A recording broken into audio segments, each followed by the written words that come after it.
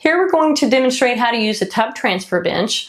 One thing I'll mention is when you get a tub transfer bench, we also recommend the use of a handheld shower. This just allows the individual a little bit more control when bathing. So that's what this is, and we would recommend that.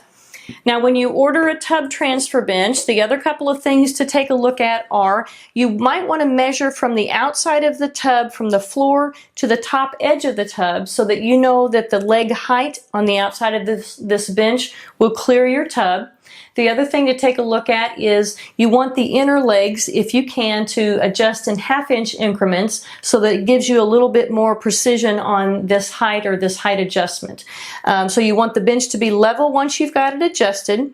When you come to this bench and you're getting ready to sit down, you approach it just as if you would when you're sitting down in a chair. You may be on a walker, you may be on a cane, but you're going to back up to the bench. You're going to reach back and you're going to sit down on the bench like this. So when you're entering the tub, depending on your setup in the bathroom, I have my toilet right here. There is a narrow path right here through for my feet. So when you're going to turn and sit into or get into the tub, you're going to scoot yourself back on the bath bench.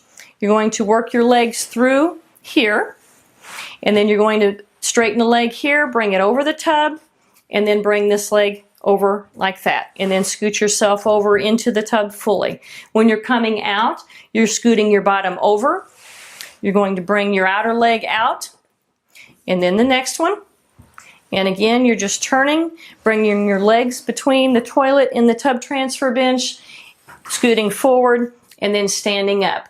So that's how you use the tub transfer bench, getting in and out.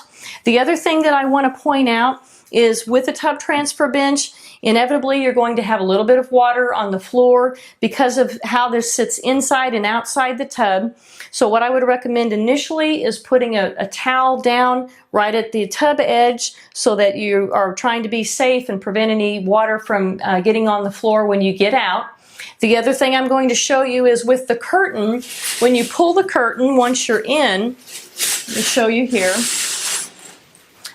We're going to take the inside curtain, so let me take this and just kind of throw it over here so you can see the inside curtain.